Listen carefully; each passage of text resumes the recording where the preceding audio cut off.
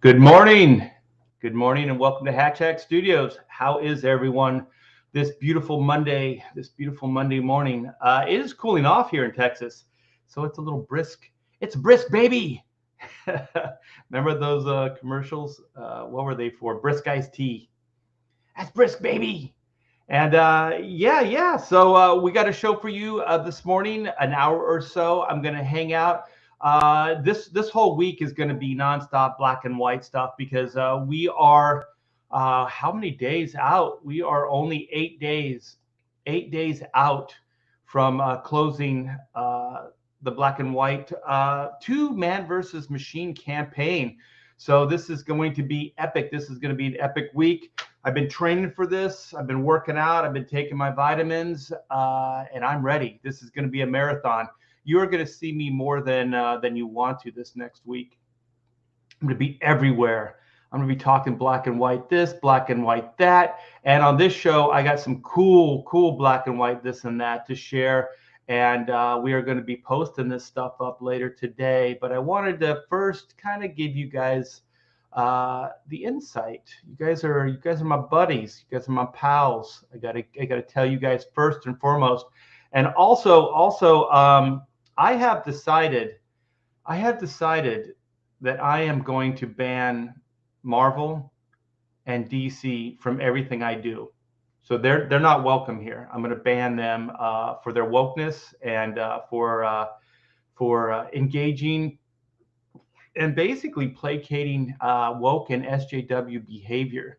So as of now, DC, not the artists and stuff like that. I mean, if there's an artist there that is set against what I'm doing, then yes. But mostly just the company, and also to be quite honest, I'm just joking around. But yeah, I just thought it was funny because I think it bounding into comics and our buddy Gabe was banned from DC.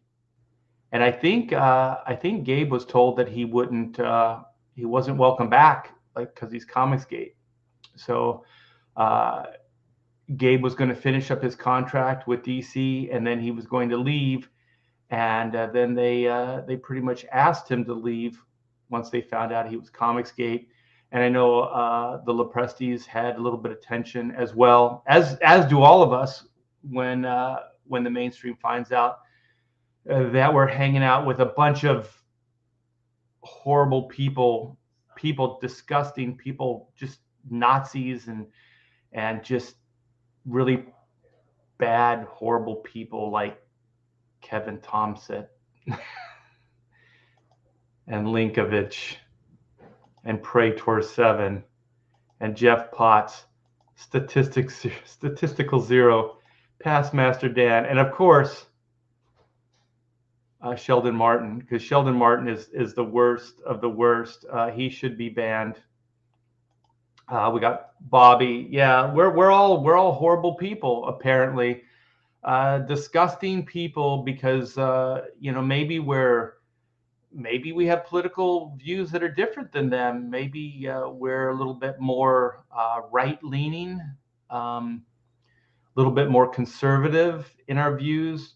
I never really thought about myself as a conservative or a progressive. I just thought like I could be progressive and I could be conservative based on the topic. I don't know why you would have to be conservative on everything and you would have to be progressive on everything. Couldn't you just be conservative on some things and progressive on others? Are we not multifaceted? Art's banning something. I'll go back to this. Yes, I'm banning everything. I'm banning everybody except for everybody in the chat right now. So we got Hyper Kaiju. We got John Davies. Hey, my brother from another Hack Shack mother. John used to work here at Hack Shack Studios when we were in California. We got AJ Tom. Hey, I caught Art live. Yes, just in time for me to ban Marvel and DC. Yeah, I'm going to read that Bounding into Comics rundown. Anna launched her calendar campaign. Oh, today? Oh, cool. 13 days till Halloween. Sweet mama jamma. I got some Halloween stuff planned for you guys. I'm going to spook out the studio, and I'm going to tell my annual what was it, like mass murder freeway strangler story. I tell this once a year, and I had a run-in with an actual serial killer, or Vernon Butts, and I do believe I was possibly being groomed for strangulation and to be sodomized. I don't know if they sodomized everybody, you know. Marvel and DC banished to the Shadow Zone. To the Shadow Zone with you. Go! Your shadow banned. Pedro Ang, what's up? Hail, Hi Comics Gate. Hell yeah. Pedro and I have been talking a lot. We got some stuff brewing. Sheldon says, yeah, but I have been dying. You've been dyeing your beard. Yeah, I got to do, I think I got to do it tonight before the King show. Jeff Potts says, make sure you do your stretches before you live stream. You don't need, we don't need you cramping or pulling a muscle in front of the camera. Yeah, I did all that stuff, man. Like Rocky, don't break a hip. Oh, that would be horrible. I definitely want to read Black and White for sure. For sure. This story is going to be incredible. I'm very, very proud of the way it's coming together. Joe Fulton and myself are killing it on the story.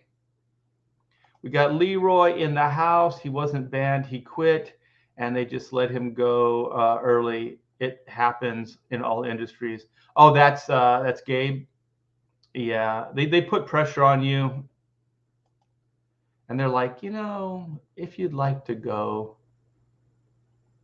Yeah, I'm just going to have some fun with it. I'm not going to be too serious with stuff. But yeah, I thought that that's what Gabe was talking about. Apparently not. Jasper, Plan 9, Target Rich Environment. I was banned in Hack Shack. Everyone's welcome here. Shane and Kenneth didn't cry. They knew the consequences. Gabe needs to stop whining. Yeah, I'm not really sure what Gabe's doing. I haven't caught any live streams with him. Just behind the scene stuff that he's mentioned. Rick says, good morning, Art. Good morning. Well, I left too, and I didn't cry. I didn't shed a single tear. The DC banning is hilarious. You can't come into our burning barn. Yeah, it's kind of weird. Where is your ban hammer? Ooh, do I get one? Do I have one? I'd like that. Sounds like it's not Black and White, Art. Ha ha ha. Hyper Kaiju says being banned from DC is like getting a ticket to the Titanic revoked. Yeah, it's not necessarily a bad thing. Yeah, so I left DC. I didn't have a problem with DC. So when I left DC, I was working on Super Sons. It was a good selling book. I was working with Carlo Barberi and Pete Tomasi writing. And then when Bendis came into DC, they gave him full reins on the Superman universe, like the Superman family, everything. And so one of the first things they did was they canceled the ongoing Super Sons book. And so then as a bone, they gave the three of us a miniseries. And so I already knew that, you know, like a miniseries, then we're going to have to hustle after the 6 issues or whatever it is. And this was a good gig, and I liked working with the other two guys. So also, like, I was really, really heavily into Black and White at the time, like writing and drawing it. So, excuse me, it became a little hard to do both projects at the same time.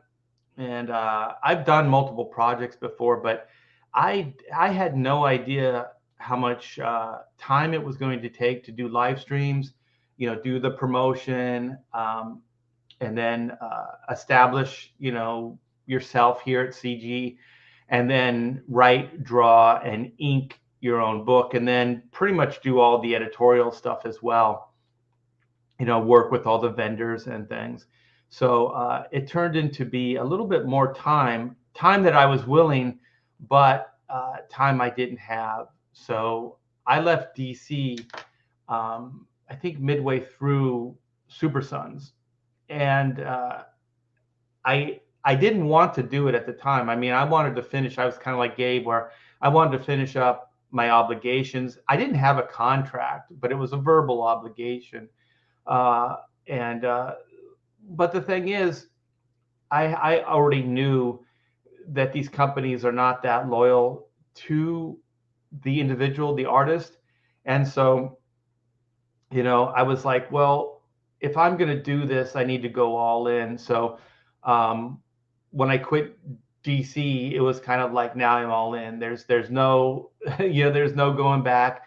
I got to commit to this. I got to do good work. I got to, win you guys over. I have to do all that stuff. So I've been here ever since 3 books, or three years or so, 3 books, 3 campaigns, and I haven't looked back since. So this is a better place. And I do think, like Hyper Kaiju said, the Titanic thing is pretty much it, right? It really started going downhill quickly after I left. I think that Bendis came in and just really changed all the Superman stuff for, I don't know, maybe there's somebody who likes it, but I thought it was for the worst. I didn't like it. And then they started like really cleaning house. Bob Harris left. Bob Harris quit.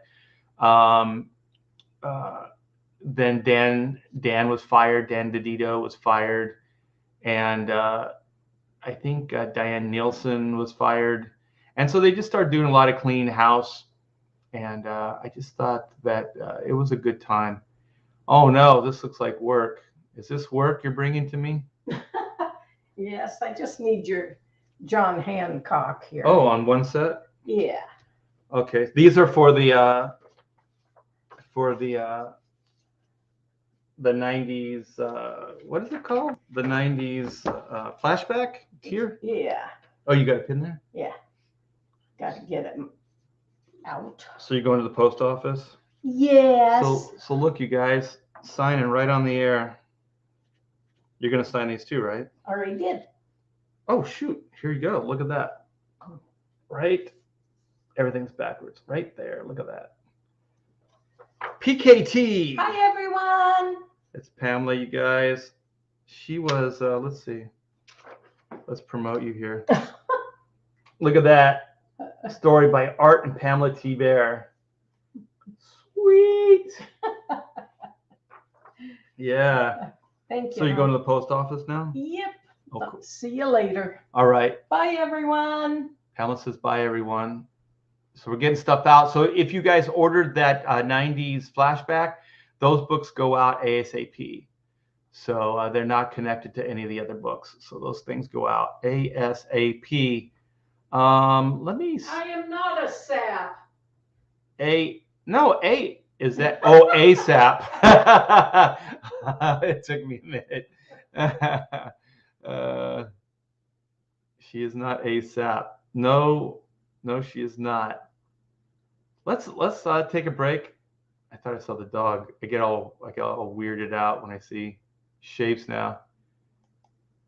That dog is Cucaracha. He's got so much energy. It's pretty nuts. He's starting to calm down though. He's starting to get kind of lovey-dovey, which is good. So you can sit and pet him, and he'll love you up, which is nice. All right. Well, here is the reason for the season. This is Black and White Volume 2, Man versus Machine. In a world where law and order is often blurred to gray, justice can only be black and white.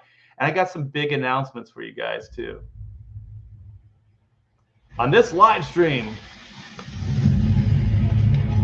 From RT there comes the exciting conclusion to the Black and White origin saga. 60 pages of pulse-pounding action.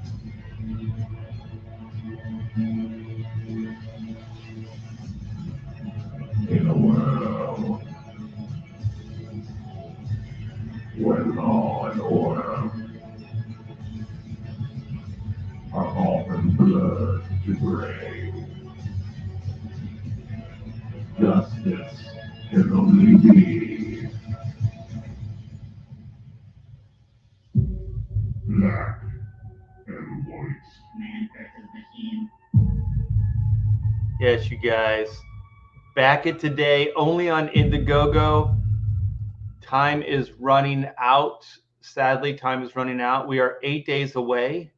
8 days away. And we are at 76,990. We're only $10 away from 77K. That is sweet. We have 934 backers, so we're closing in on 1,000 backers. That would be the sweet spot. If we get to 1,000 backers in 8 days, that would be great. So, yeah, this is it. This is volume 2, Man versus Machine. They're back and badder than ever. This is the cover to the main book. This is the first variant. This is Kenneth Rocafort, who is now Comicsgate and doesn't cry about leaving DC. We have the incredible Joe Bennett. Yeah, these are the colors, you guys. This is it, man. This is the finished product right here. So these were Joe Bennett's pencils, kind of breakdowns, my inks, and Kyle Ritter's coloring. Looks fan-frickin-tastic. So lucky, so amazingly lucky to get this amount of talent on this campaign. It is fantastic. We have the 22-page high-octane adventure by the extremely talented Von Klaus and Pedro Eng. This is a standalone, you guys. So no cliffhangers, none of that kind of stuff. So when you buy this book, you will get a complete story, 22 pages. So this will kind of read like an old school comics when comics were cool, where you could get a complete story, 22 pages, action packed.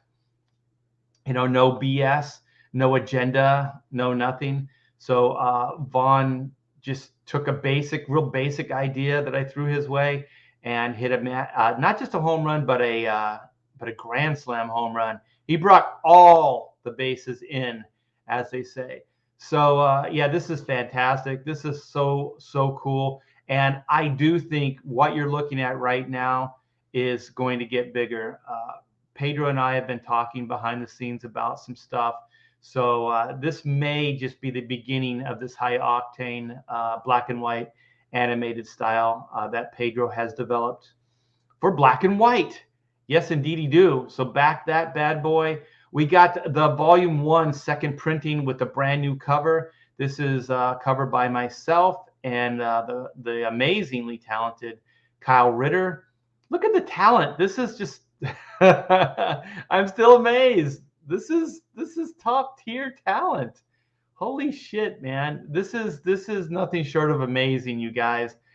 This is a new renaissance that's happening here. CG is taking the world by storm. You know, the talent that's coming in here, the talent that's willing to work with others and just cross-pollinating is absolutely fantastic. And then we have the Greg Capullo variant. So the one on the left, the remaster, is sold out, but we still have the Virgin variant, and that is only on the Jam tier. You can only get that in the Jam tier. And all these other books, you guys, you can get them as add-ons. So you can customize your own orders. So they're all available, all of these books and the main cover, all available as add-ons. So let's go down to another add-on, and it has its own tier. We have the $40 layout add-ons. So you can get this in the form of a tier, or you can get this as an add-on as well. So this is these are behind the scenes drawings. This is what I will be penciling from and then inking over that for the finished book. So these are the thumbnails. These are on half of an 8.5 by 11 sheet of paper. And does it got the? It doesn't have the measurements here. Does it have it? Yeah, 5.5 by 8.5. And this is on drawing paper. And for this, there's no additional shipping charge. So you can get this, and since that's pretty light and it's about the size of the comic book, we can put it right in. I think it'll fit in a plastic bag with a backing board. And so we are going to bring back a commission tier, but not this one. So here's the stretch goals. I'm going to go over these real quickly with you guys. Everybody will get that pre-launch sign-up card. So everybody already has one free trading card. The 30K, you'll get the second trading card. And for 40K, you got the Boom Baby Inko sticker. That's unlocked. 50K, the upgraded cover stock. That has been unlocked. The paper stock for the interiors, unlocked. 60K, you'll get the Phoenix World Rises patch, unlocked. It's a lot of stuff, you guys. 65, you will get the PDF of Joe Fulton and my plot breakdown, and you'll get all those drawings, all those breakdown images, the work in progress thumbnails, and that's 64 pages of content. So you get 64 pages of the written plot and 64 pages of the drawn breakdowns.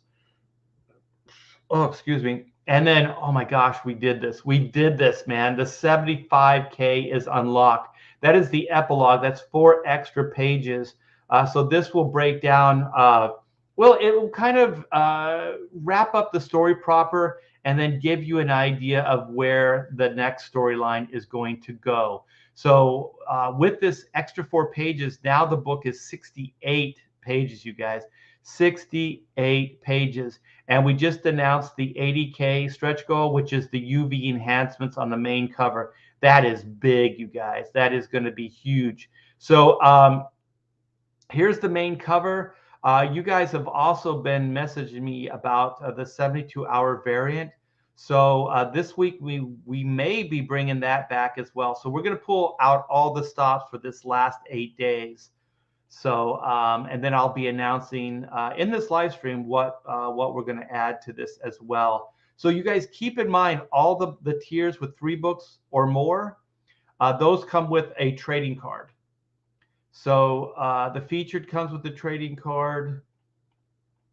The main book, the Racafort variant, and the High Octane Adventure, that comes with the trading card. And then the Black and White Jam not only comes with its own trading card, but also comes with a mini print and all the books. This is the one I was talking about that has the Grey Capullo variant, Virgin variant. So you can only get that in this tier. So very, very cool. You guys, thank you so much for all the support. You guys are the best. We are only $10 away from 76K, which would be fantastic if we could get to that in this live stream. Oh, shit. Wow, you guys are the best. 67, 67. So we are well above 77K. Thank you guys so much. 935 backers. We're 8 days away from closing this bad boy down. So if we can get to 80K, you guys will get that that next stretch goal. And if we can get to that 1,000 backers, then that makes the all the ordering better, because you get a price break usually at 1,000 or more. So for all the trading cards, for you know, all the books, you know, all the extras, the stickers, everything, you usually get a price break at 1,000. So it looks like we could do that. It definitely looks like that could happen. So thanks you guys for supporting. Thanks for backing. I do appreciate it. Let's see what Leroy has to say. I haven't seen anything from him. I think he's doing animation stuff. Who's that? What did I miss? All right. Yeah, I must have missed something. Let's see. Okay, we got that. Let's see what Bobby Campbell says.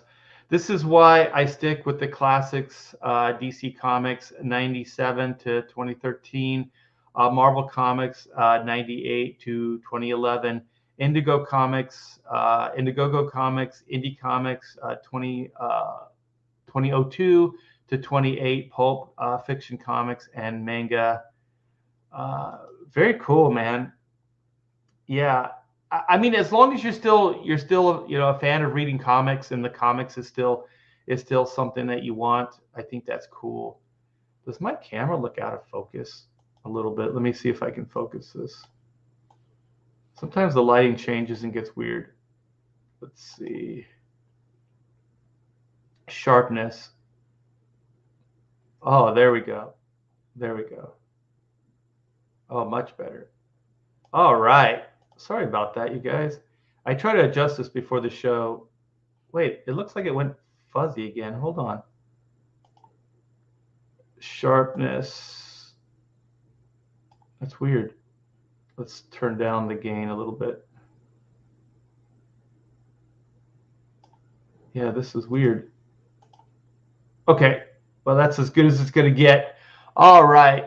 Let's see. Kevin says, like they can afford these freelancers these days or nowadays. Yeah, I don't think that the DC and Marvel books are selling that well. So I do believe that they're trying to save cash for sure.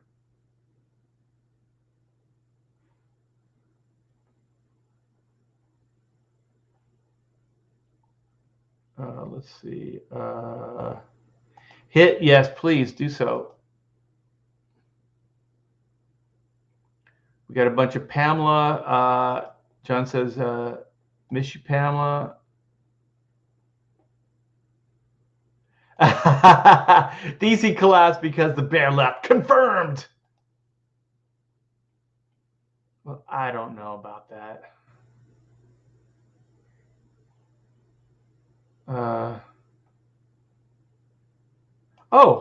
I'll back it today. Thought I already did. Well, thanks, John. Cool. Critter is dope, for damn sure. Is there a tier for all the covers? The jam is all the covers with the exception of the Joe Bennett, because the Joe Bennett came in later. But you can add that on to your order, John. So if you do the black and white jam, that's all the books, and that's the only place you can get the Greg Capullo variant, and then you can add the Joe Bennett cover as an add-on, and then that would be everything in the camp. Well, that would be all the books in the campaign. Yeah, for sure. Art, was Kyle excited to color that cover? He volunteered it. I showed the pencil. I think it was the breakdowns. I had just got the breakdowns from Joe Bennett, and I posted those in the CG green room. And then Kyle was like, "I have to color that, Art." So he volunteered even before the pencils were done and before the inks. So yeah, that was great to have Kyle on board for sure. Was you going to add those black and white t-shirts? Yes, that's going to happen today. I'm going to show you the t-shirt that I decided to go with, though. That's some good ink. Oh, John, thank you so much. I am backer 996. As long as you don't reverse those 99s, you'll be okay. Oh, you're now past 77. Thank you, John. That was awesome. Thank you so much, man.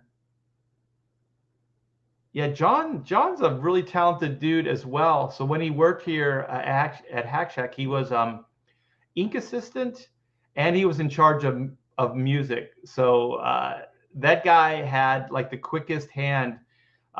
If Taylor and I were talking about specific music, he would find it on his device, and we would be hearing it in no time. So he was good at the entertainment. And I do believe he does a lot of variant and commission work right now. He does a lot of conventions as well. So he's a talented penciler as well, on top of everything else. Joe Bernardo says, Aloha Art, awesome Joe Bennett cover. Hells yeah. Sheldon says, I can see the strands of Art's beard. Yeah, I actually need to shave a little bit too. I'm getting the neck beard. I'm not a big neck beard guy. Pastmaster says, I can see that Batman mask deteriorated from here now. Yeah, it's pretty sad. It's pretty sad to see. But I did, this was years ago when DC first went to Burbank and I was hanging out there. And my editor, the editor, like the DC office is real close to the Warner Brothers studios. So he took me to lunch and we got to go to lunch on the studio lot. And so when we were there, they had a like a Batman movie like gallery. So I guess they have like this place where they, I guess it's for the they have tours and stuff like that, like Universal Studios tram tours. They have those at Warner Brothers too, and I guess it's for the tour. And so it's a room, and they had a bunch of movie props. They had the like Batmobiles and stuff like that. They had all this cool stuff from the movie. So I guess just stuff that they had at the Warner Brothers archives. And so they had all the cowls from the different movies there. And this one over here is from Batman Returns. So that's Michael Keaton's cowl.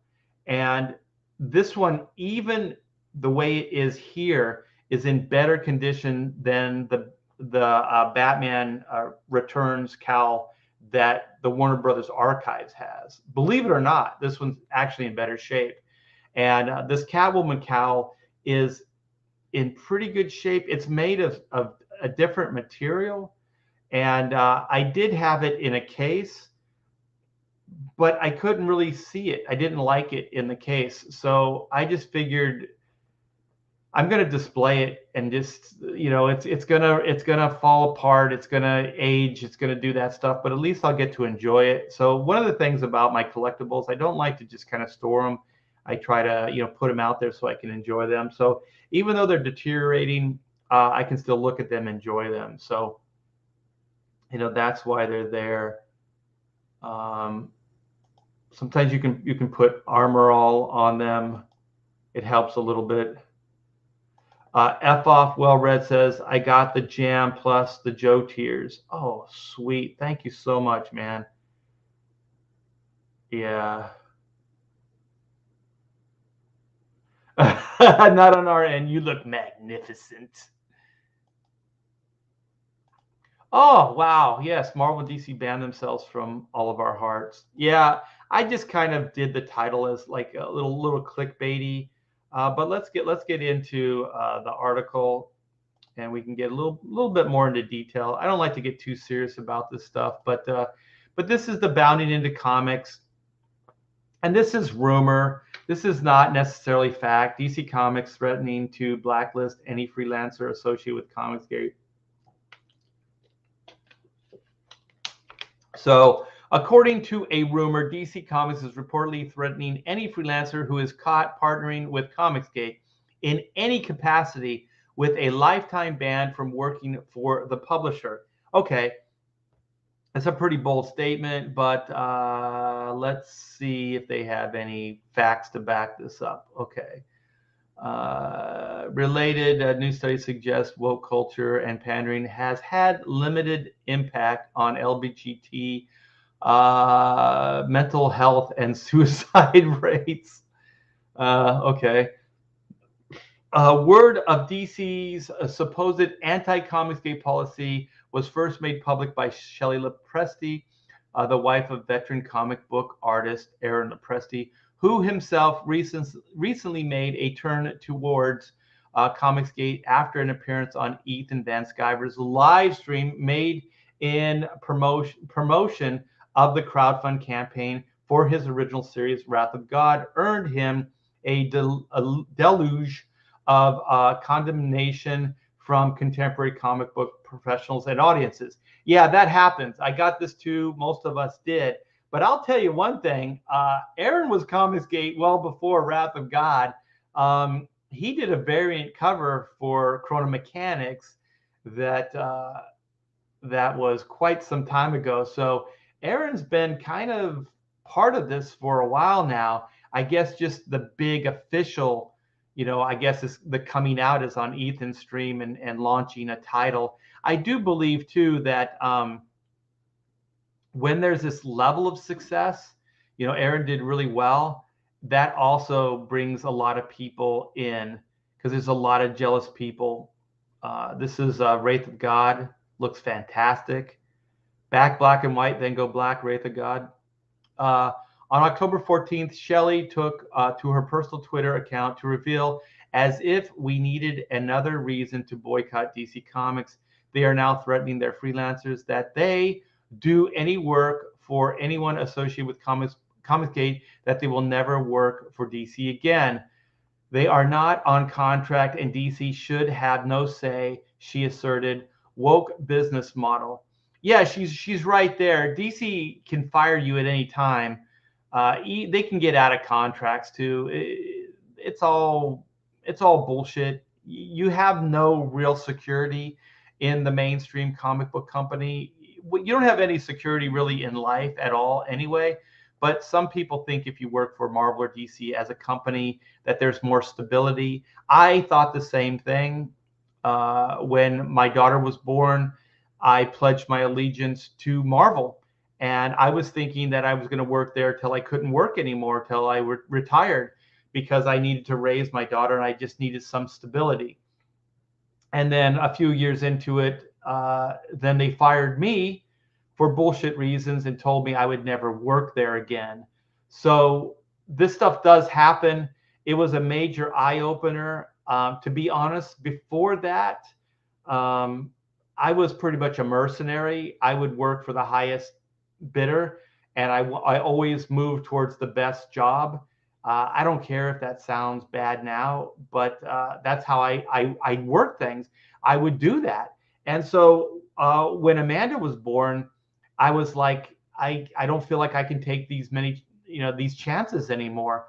So I was doing black and white, the ongoing series when she was born. The bottom dropped out of the industry. Sales were tanking. So I left Image Comics and I went to Marvel because I thought it was more of a stable move, which it was at the time. And it did serve us. I think I worked about 10 years after Image. I worked on, I went back to X-Men. I worked with Kubert, and then started working on the Ultimate books with Bendis, Bagley, Kubert. This was Adam Kubert, and then with Dave Finch. So it was good for a number of years. The Ultimate books were a huge, huge success. But then I think Marvel, I have a video on this, but Marvel decided, well, I think they were worried about losing their top talent. I think specifically they were worried about losing Dave Finch, because Dave Finch and I were offered to work on Batman after Hush. So after Jim Lee left Batman, Dave Finch and I were asked to take over the book. And so Dave is the one that asked me. DC never made an official inquiry towards me. It was all Dave. And so I told Dave at the time, I said, I think Ultimate X-Men's the better job. I said, I think we should stay at Marvel. So take that, Marvel. I actually spoke up for you at the time. So I said, yeah, Dave, I think we're better on X-Men. And he stayed.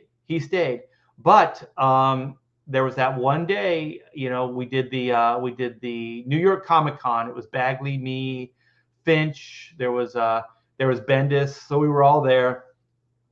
And so I was doing some work for DC. I was working at DC and Marvel at the time, which is not, out of the norm.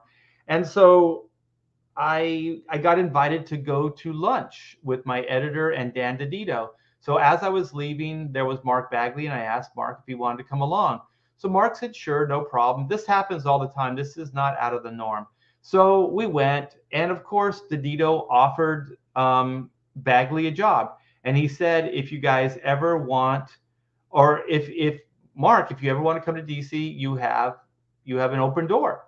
And so Mark said, I'm very happy at Marvel right now, but thank you. And so then, we went back to the convention. And so as I was coming in, this was obviously a setup now, but it didn't seem like it at the time. The first person I meet when I walk in the door was CB Chabowski. And so CB said, he did this as like a friend, like, hey Art, I'm thinking, I would like to maybe do some samples. I want to write some Batman stories. How would I go about doing that? Who would I talk to? So that's how he opened it, like one freelancer to another. We're just talking, we're just trying to help each other out. So I told him, and so then once he kind of wormed his way, and got my defenses down, he said, you and Dave are doing a Batman project, right? And I told him, no. I said, we were offered something, but as far as I know, we're not going to do Batman. We're happy on X-Men. So then as soon as the convention's over, I get a call from CB and Dave Bogart. And long story short, they fired me from both books, Ultimate Spider-Man, Ultimate X-Men. And then they told me I would never work at Marvel again. That's what they told me. I would never work there again. And so I was like, what the hell's going on? And so, that was pretty much it.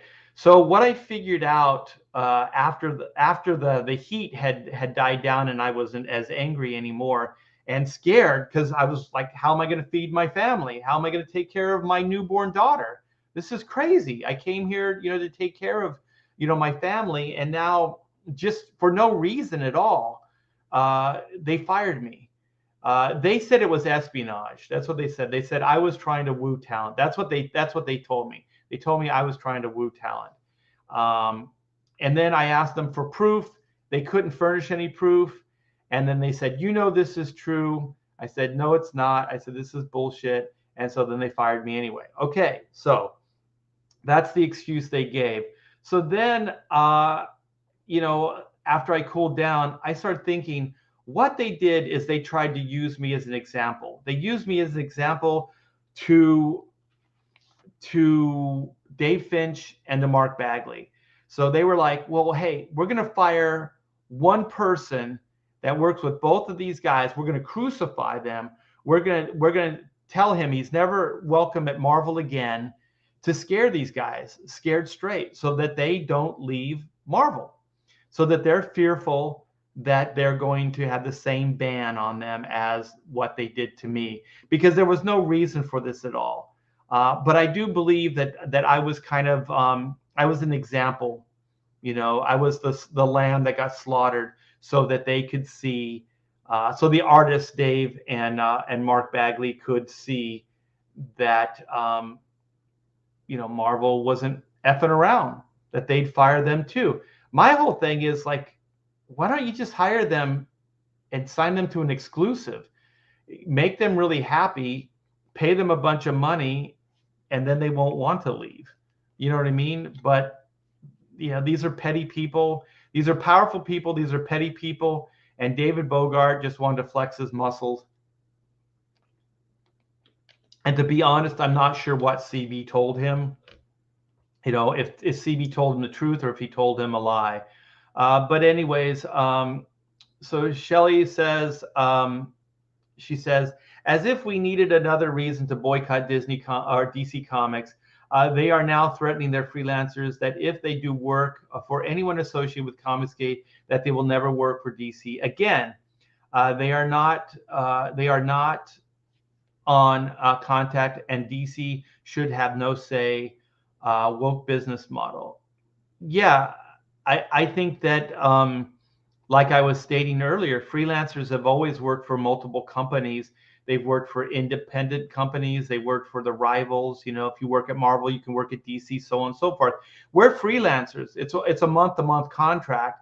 We're not employees. So also when we say fire, it's not really firing. They just don't really pick you up for another job. It's kind of like firing, but it's not exactly the same. So in response to another User who asked, why would comics creators care? Shelley stated that she cares about the issues because DC should not be dictating who you can work for as a freelancer. Yep, that's what I just kind of said. They did not say freelancers couldn't work for Marvel either. She further disclosed, suggesting that DC's decision is based more on their own personal dislike of Comicsgate than any non-competition or non-competition philosophy. If they want them exclusive, then they should pay them to be. Exactly. I care for those who need the work and the community that DC and Marvel is killing. Yes, yes, indeed. Well said, Shelley. Why would comics gators care? I thought they were destroying Marvel and DC. Not sure what you mean. I care because they should not be dictating who you can work for as a freelancer. I care for those who need work in the artist community for sure. Yeah, it's just one more place that you can't work, and that does affect you if you have a problem with the company or the book that you're working on gets canceled or the run is done, then you need to look for other employment. As for how Shelley was made aware of DC's new rules, she and Aaron were allegedly told by two individuals who currently freelance for the publisher, though she unfortunately felt that it was not her place to say who. Yeah, because they'll get fired. Yeah, I talk to people all the time. So DC Marvel, I'll tell you, people are looking at this and they are asking us questions. They do want they they want opportunity. They want opportunity to feed their families. They want opportunity to draw comic books, for God's sake. That's all. They don't want woke agenda. They don't want any of this bullshit. They just want to be able to do their job. And they like comic books. They like what comic books stands for or what they used to stand for. That is up to them, she explained. I have no reason to lie about it. It does not impact my family, but we care about others, and it's a horrible thing to do. Yes, yes, indeed.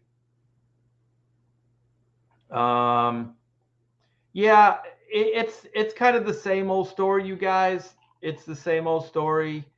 It's just one more telling of it. You know, this is just the latest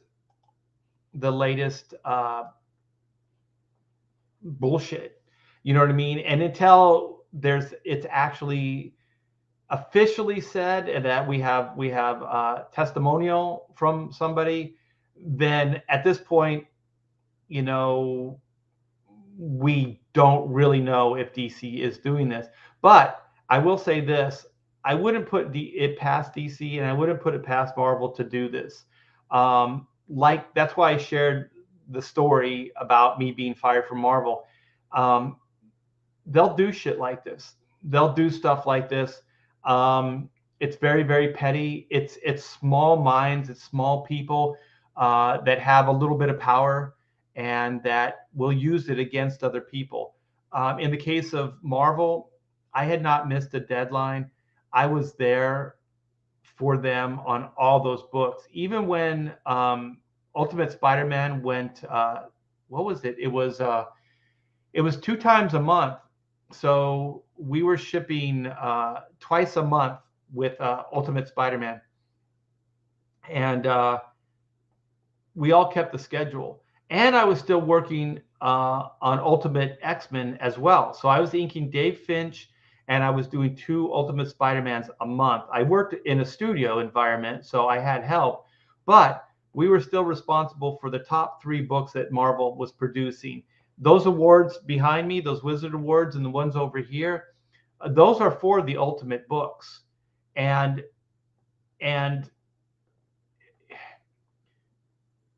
I was at the top of my game for that company, and they fired me. There was no reason. I wasn't mouthy. I wasn't lippy. I was a good employee. I got things done. Whatever they asked of me, I did. and I did it to the best of my ability. And then this whole DC thing happens with Dave Finch, and I'm convinced that that's why it happened.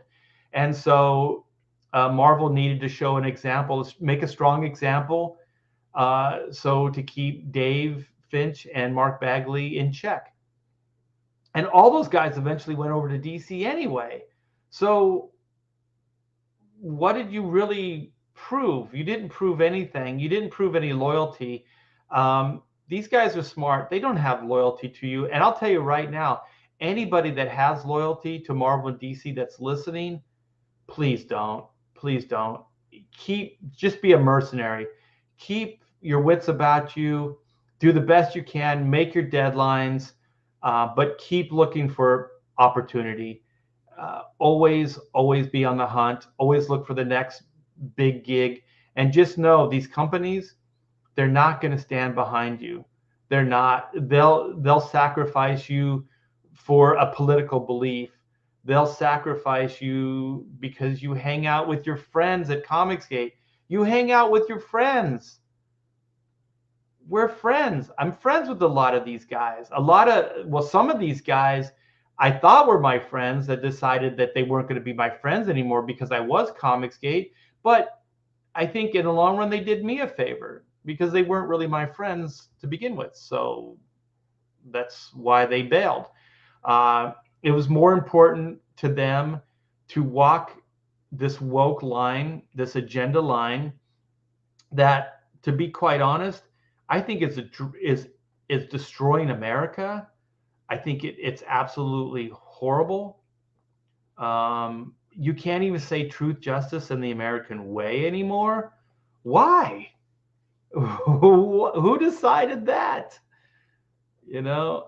Comic Book Bob says the only thing CB screws over these days is buffets.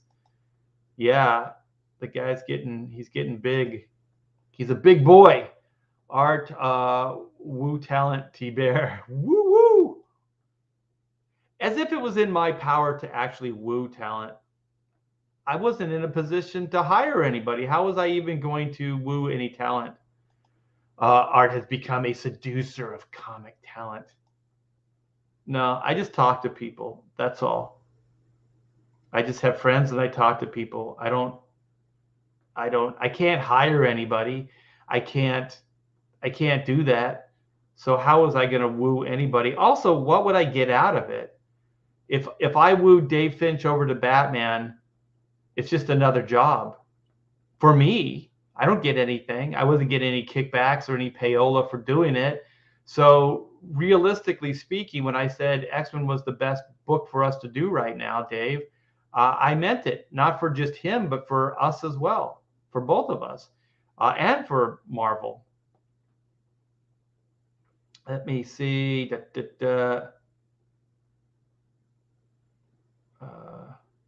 Lake Kick says the woke mob was saying Shelley doesn't know what a freelancer is. LOL. She's only lived with one most of her adult life. Yeah, I think she understands what a freelancer's lifestyle is more than most people do. The Daylighter says it's stunning that Jim Lee would threaten Jay Lee like that. Did he threaten him? I didn't know that. Yeah, sadly, I believe you're right, Daryl. I think that is indeed what is happening. And it's sad because we grew up on those characters. We love them. Jim Lee doesn't give a shit about anyone but Jim Lee. I wouldn't put it that way, but I do agree with it. I think there are people that are good at looking out for themselves.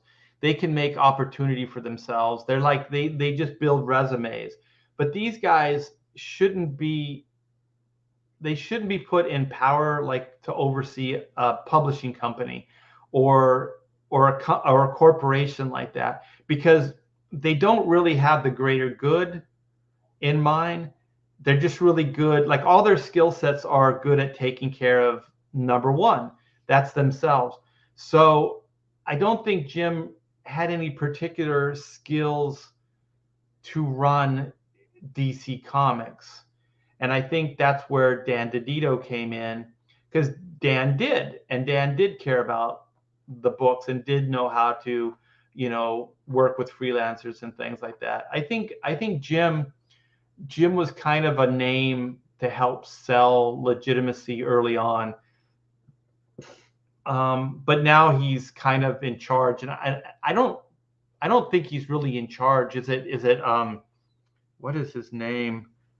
Is it Cherry? Something Cherry. Is it Daniel Cherry? Is the guy in charge at DC right now. And so I think he's very woke. So I think he's making the policies. I think Jim is just kind of there. They were in the day. But once again, man, for your career, I think you won't see loyalty. You'll see this type of thing happening.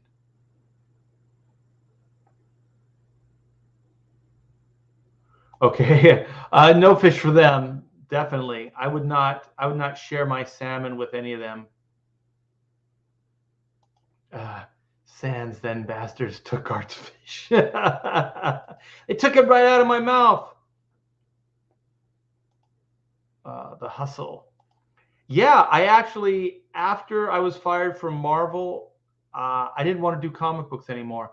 I met shortly after that at a convention or something. I talked to Dan DiDio, and Dan said he would hire me back. Well, not back, but he would hire me at DC, and he would give me a raise from what Marvel was paying me. And he made it very, very tempting. He's a really nice guy. I like Dan. I know there are people that kind of had a problem with Dan, and I think that Dan got out or was ousted at a good time, because I think that that house of cards is really falling, and it went even deeper into Wokesville after Dan left. But I have nothing bad to say about Dan. He took care of me years later and my family, and everything he said he was going to do, he did for us, for me and for my family. So I do like Dan. He was always a man of his word. He kept his word, and he stood by me. And for that, I will always be loyal to Dan as a human being. But DC Comics, I think when they moved over to Burbank, when Diane Nielsen, Dan DiDio, Jim Lee, and then they brought Bob Harris over, when they moved to Burbank and started doing the Hollywood Shuffle, I think they got in bed with Satan. I think they got in bed with somebody that they clearly didn't understand. I think Diane thought she did because of her. She worked on the Harry Potter stuff, but I don't think they clearly understood. And I think Hollywood tore them apart. I don't think they could justify their existence to their corporate overlords. And I think they got in. They tried to play with the cool kids, and they failed. They got in over their head, for sure.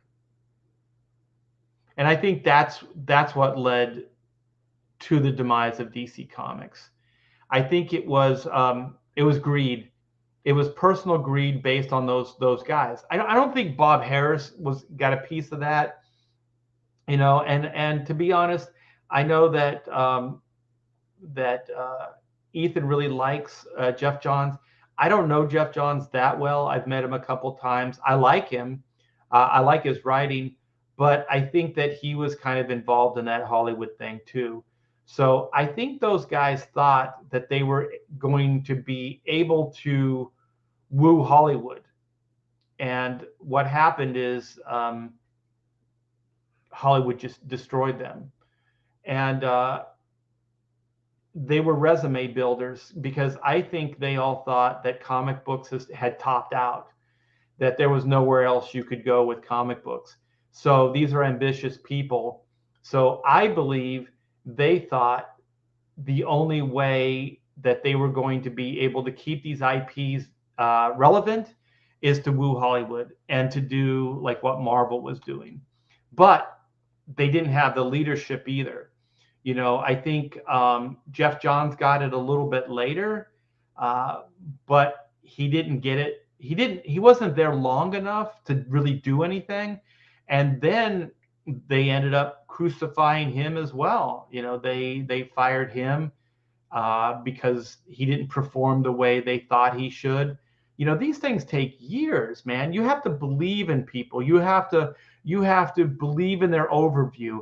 Have multiple conversations. Talk to them. Find out what their business plan is. Think about it before you greenlight this shit. These guys are greenlighting stuff that never should have been greenlit. They put the wrong people in power.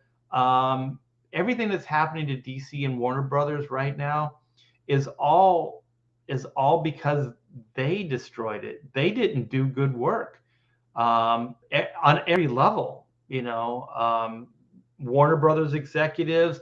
I think DC, the comics division, kind of selling their own their what they do out. You know, in a way, you know, for Hollywood. Yeah, I just think Hollywood did them in. Marvel, you know, I mean, Marvel went woke, I think, a little bit before DC, and they were Hollywood before, like to this level, Hollywood before DC. So, and I do think part of it is like what Ethan's been saying about you know, copyrights and stuff up, and that they got to kind of rebrand this stuff. But I also think there's a real practical reason for it. I think, and I said this years ago, that at some point, Marvel Cinematic Universe was going to have to do what they're doing, because unlike the comics, they're dealing with reality. These actors are aging. They went a decade into it. You could see like Chris Hemsworth looked like a kid in that first Thor, and then how he looks now. I mean, he still looks good, but you can see the age. You can see, you know, Robert Downey Jr. age on screen over the decade. So they were going to have to deal with this at some point. So I think that this whole woke agenda was a way that they felt they, as in Marvel, could rebrand, so that they could rebrand for a cinematic universe versus a comic book. So all during that 10 years that Marvel, the cinematic universe, was going, and they were mining from the comic books, and they were being kind of somewhat loyal to the original intent of these characters, they were trying in the comic books to do this woke stuff. They were trying to create characters that they thought were more contemporary, that were more today. And so they tried and they tried, you know, over that time period, you know, with Riri Williams and, you know, the female Thor, and, you know, just all of this stuff that they were trying, America Chavez, you know, all these different characters that they were trying with, you know. And so to their own detriment, like people that were reading comics, their loyal comic book fan base, they weren't digging it. They weren't digging it at all. But they had to brand these characters, right? So they felt like if they could exist long enough in print, then that would legitimize them in the comic book fan base. Like the comic book buyers would then sign off on Riri Williams or the female Thor, or whatever these, you know, I can't think of all the different, you know, things that they were doing, but all these different ideas, then perhaps, you know, people would sign off on it, you know, that the comic book buying fan base would sign off, because then they could go, oh, well, Riri Williams has been around for a decade now, you know, or whatever. So then it sounds like it has staying power, right? it sounds like, oh, well, she's been around, so then, she's got history. But it's been bad history. It hasn't been successful history. I guess also it depends on who you talk to, but the sales don't reflect success. So, and then the sales keep going down every month. So I don't think your agenda-driven stuff and your new character, your woke rebrand is working. But if you think about it on paper and as a pitch, it makes sense to them, because then they can get young actors in, they can change up the actors, and then they can keep longevity. So if was it Robert Downey Jr. isn't always thought of as Iron Man, and then there's this young girl that comes in and that she's Iron Man, then the Iron Man IP always stays. It's just a different person playing Iron Man. So if you can get somebody to replace Captain America, which they're trying to do now, then, the actor that plays Steve Rogers, Chris Evans, they don't need him anymore, right? But the Captain America character, the IP stays around, so they can still brand, they can still sell stuff, they can still use the shield, they can still sell the character. And it's a way of like, it's like a way of a rich man like trading up a wife, every decade or so, or like, trading in your car for, a hot new sports car, every couple of years. It's like being able to upgrade your franchise every so often. So if they can build this in to the way they're doing business, then people will get used to it. People will be like, oh, well, Robert Downey Jr. isn't Iron Man. Okay. Oh, well, Peter Parker isn't Spider-Man. Miles Morales is. Okay. So then, they move on, then they get 10 years out of the next, and then, they get a new actor into play. Then they get a new actor, and so on and so forth. So it's kind of like it's longevity. It's a way to sustain a cinematic universe in a way that you never had to think about stuff like that as a comic book, because there's reality involved. There's a real world scenario. People get older, but what they're kind of missing is that people really love these actors. They love Robert Downey Jr. as Tony Stark. They love Chris Evans as Steve Rogers. They love Chris Hemsworth as Thor. They dig that. That's what they want. They like those guys. So you're going to have to really win people over. Like they brought Brie Larson in. She didn't win people over.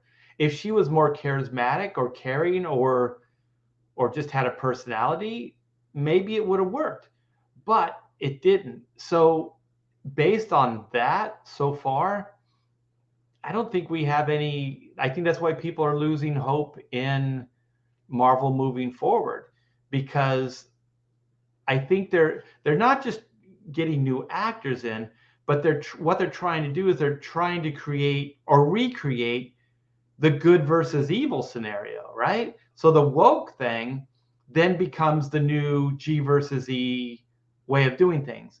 Hollywood has always had contempt for anything that existed prior. They don't like it. They have to have the cool new stuff. They always have to like have something more interesting, right? Or what they think is more interesting. So, instead of, mining from traditional values that were in comic books, they're going to create new values. They're going to create new forms of these heroes fighting justice or for justice. But it's not universal. It's not anything that most people can relate to. Most people can't relate to the new Superman, the bisexual Superman, taking up protest signs and marching at a rally. You're Superman. Why would you be marching at a rally? You could actually change things. You can change the face of the earth. You can do anything. You're Superman. why are you doing this? It doesn't make any sense. There's just a lot of stuff like that. It's quite frankly, it's just bullshit. Oh, they don't teach, I'm sorry, they don't teach America anymore. Yeah, they really should. It's where we live, and it's the country that they live in. And hell, if you don't have pride in where you live, I'm sorry, man, then go somewhere where you can get it. Like if you're in love with the Soviet Union, go live there. No one's stopping you. Congratulations on Black and White 2. It keeps growing each week. Yes, we're going to take over the world. Art wooed me to buy his comics. Oh, wooed me to buy his comics. I'm the master wooer. I'm a wooer and a shaker. Oh, shoot. The chat just jumped. Now I lost where I was. Wooers. There's a lot of wooing going on. Art wooed me at con in '96, but that's a story for another time. Jim Lee sounds like a snake. I'm going to share one story. Jim Lee treated me very, very well. Personally, I don't have anything against Jim. He's always, when we were working together, he was very respectful. He actually told Bob Harris that he should hire me to do 12 and 13, the X-Men books, 12 and 13. So Jim has given me a lot of opportunity, and I have thanked him numerous times over the years. But there is the Jim Lee that you work with, and then there's like the corporate Jim Lee, and there is like the self-serving Jim Lee, and I just think like Jim is good at taking care of Jim. That's it. Jim creates opportunities that are good for Jim, but not necessarily good for Wildstorm or not necessarily good for DC Comics. There are people that are good leaders that come in and then they can lead people. They can inspire people, they can lead them, and then they can rise up. They can create, success. I don't think Jim is that kind of guy. I think Jim is kind of looks after Jim. Because, I mean, if you think about what Jim's out, like if DC goes belly up, he can go over to Marvel and he can get a huge paycheck. And if he wanted to change history again, he could go back onto an X book and do a miniseries, and he could sell, hundreds of thousands of books. When he took over Batman, I think the new minimum average top went up. Like he actually drove sales up on Batman for his book. So he's kind of Jim is in a win-win scenario for Jim. So he's created a really good career that services Jim as a brand. And I can't fault that. I mean, we all have to look after our own interests, but I just don't think it's a good trait to have as a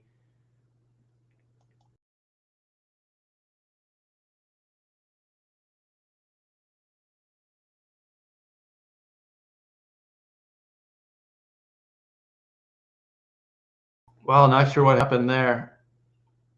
Wow, that was weird. Am I back? I hope I'm back. Hide current comment. Okay, there we go. Wow, that was weird. Yeah, so that's all, I really want to say about Jim. I mean, Jim always treated me very well.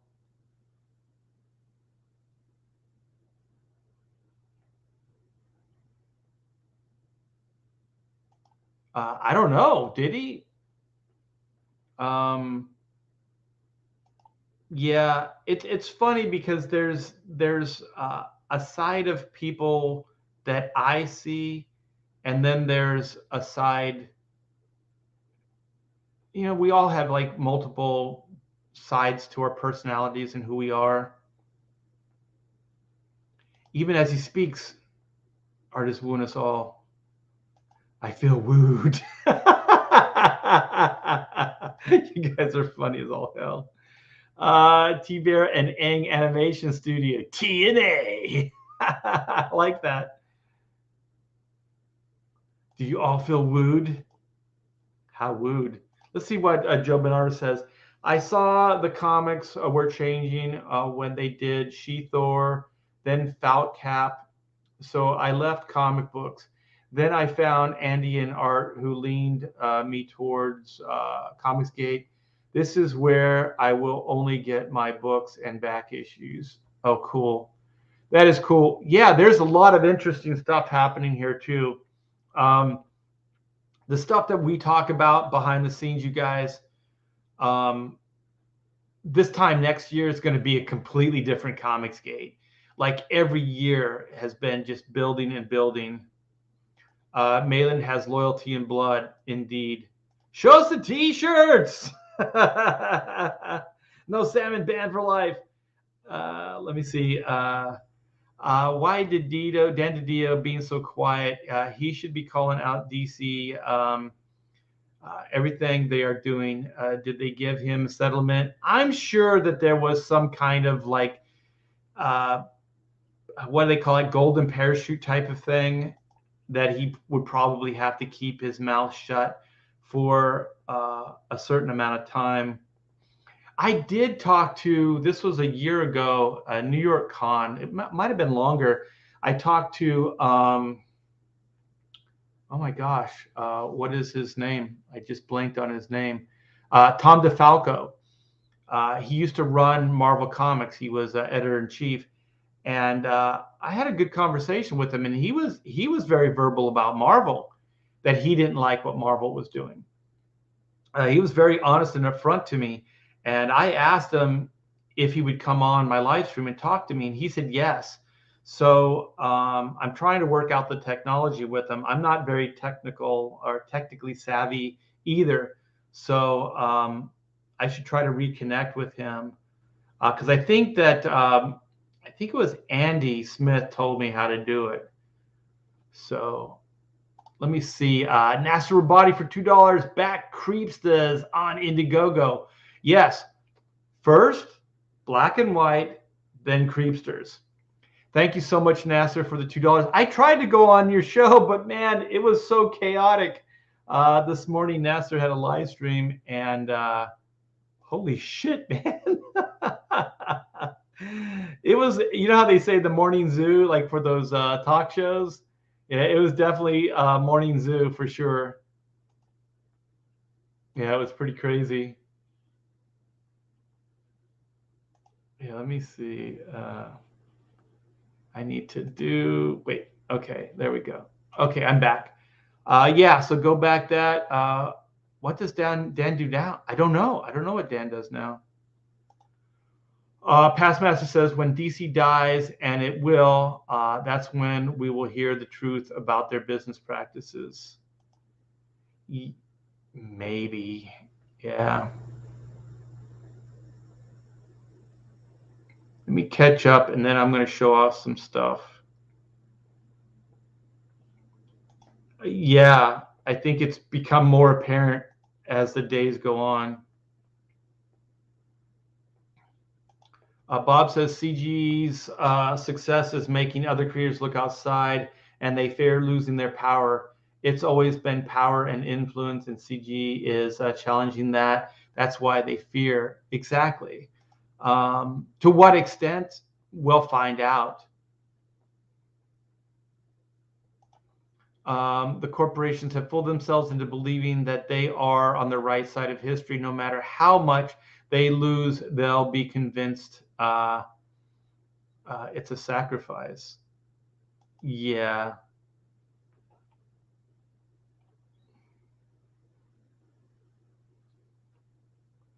I don't think they even want to understand the source material. I think there's contempt. I think if you look at woke culture, SJW, even America, they shun our founding fathers. They shun the Constitution. They shun anything that happened prior because, perhaps our founding fathers owned slaves. So that automatically just discounts everything that they've created in their eyes. So I think that there's this whole tearing down of anything that happened prior, like good, bad, indifferent. They don't care. Anything that happened before is bad, and that they have to rebuild it. So they're just going to destroy, and then they're going to try to rebuild. I have a friend that he's in a managerial position for Disneyland, and he's told me that the new business, the kids coming out of business school, going into the Disney Corporation, the new MO is not, if you're coming in as a manager, to stay for a while, to observe, to see what's working, what's not working, and then to put more time and energy in what's working, and then try to minimize what's not working. So that's how business used to work. So if a new management comes in, they evaluate what's working, what's not working, because there's always that. There's always good and bad. So he said now what they do is they come in and they just tear it all down from scratch. So no matter what existed before, they tear it down, and then they try to rebuild it. The problem is, who are these people that are going to rebuild this? Like, are they saying that they're better than the founders? Like anybody coming into Disney Corporation, and you see it, you start to see it. They're better than the Disney brothers, Walt and Roy. Are they? Are they really? Are the creators at Marvel right now, are they better than Lee and Kirby? No. But they don't care. They're going to tear them down anyway, because they have, as close as I can think, they have contempt for the past. Just the past. You know what I mean? It's so ridiculous. So like nothing good happened once they find out something bad happened in the past. And so they just have to tear it down. So that's pretty much it. That's the way they do it. So they're going to tear everything down and try to rebuild. But my question always is, who's going to rebuild? Like, when you talk about censorship in the arts, okay, we need to protect XYZ. But who's the person that's going to be the one that's going to protect us from all this bad? Who's that organization going to be? I don't trust anybody that well. I would rather us all manage our own thing and do our own thing, and let people decide. If people don't like something, it's too rude or it's too crude or whatever it is, then they won't buy it, and then that person will stop making it. And then maybe they'll put out another rude, crude thing. Maybe it does well, maybe it doesn't. But if it doesn't do well, then they're going to have to readjust their business or the way of telling stories, because no one's buying it. So maybe they'll have to tell less edgy stories, or double down and see if they can build an audience. But either way, an outside source isn't destroying it. It's the consumer. The consumer gets to decide. That's freedom. There's nothing more free than being able to use your dollar. And every time you use your dollar, you're judging. You're saying that this is something I like. This is something I want. This is something good. So then you not only say it, but you actually back that up with a purchase. I think that's the way it should be. Ego-driven Hollywood.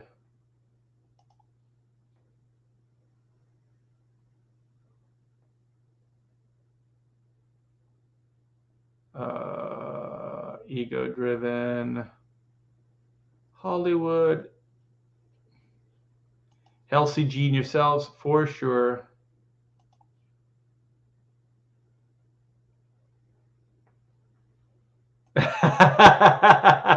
That's pretty funny. Yes, indeed. That's good. I'm just going to browse this real quick, and then I'm going to show off some stuff. Hey, we got Pete Cimetti. Congrats on being banished from the leper colony. Yes, indeed. We are all in a better place. We are all definitely in a better place. And there's one thing I always liked about comic books is that you were kind of the master of your own domain, right? You could do whatever you wanted. So because it wasn't really like a corporate kind of structure, I could work here or I could work there or I could work anywhere. And as far as my talents would take me and as far as my connections would take me, that's what I could do.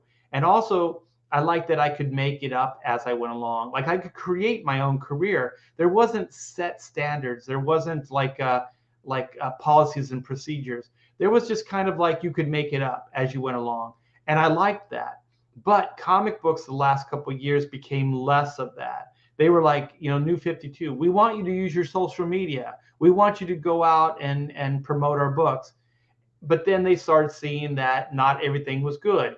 So then they started trying to control people and what they were saying on their social media. You can't have it both ways, if we're going to use our social media to promote your stuff, then these other things are going to be said as well. And that's the price you have to be willing to pay DC or Marvel for doing that. Because if you're going to get free promotion, like if you're not going to pay money and you're not going to control your advertising, then this is what you're going to get. Because you went the cheap route and you were like, hey, we can encourage the creators to promote our books, right? We didn't get anything for it. There wasn't compensation. There was no payment. There was no nothing. There wasn't even attaboys. But if we spoke the truth or somebody said something DC didn't like, then there was trouble, right? You're getting this for free. My parents used to say beggars can't be choosers. So as soon as you start saying, hey, share out on your social media, put on a cheery face, whatever. Okay, we did it. But some people did put reality to that. Some people said other things, maybe not even about DC, maybe about their personal life or their political or their religious life, and you didn't like it. You know what I mean? So then you try to course correct and you try to heavy-handed control people. Well, if you're going to ask people to share out your work and be your advertising voice, then you're going to get what you get. You know what I mean? And you should have known that. You should have known that up front, that you can't control people. And if you want to advertise in a way that you can control, then pay for it. Then pay for it, put out your own ads, expand the marketplace with advertising. That's what you should be doing anyways. You shouldn't be turning the freelancer to selling your product.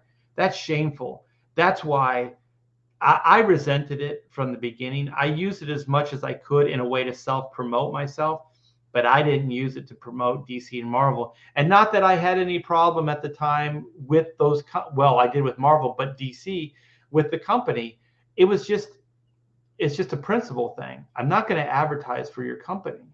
Now I advertise, but I advertise for my own books. I advertise for my own stuff. You know what I mean? There's a difference. I ask you guys to do stuff, but at the same time, like if you guys want to guerrilla market and you guys want to put something out on your social media, I know I can't control it. I know I can't tell you what to say. I'm hoping I can woo you guys and win you over, that you'll want to say good things and nice things about, Black and White or Chrono Mechanics, but I can't control it.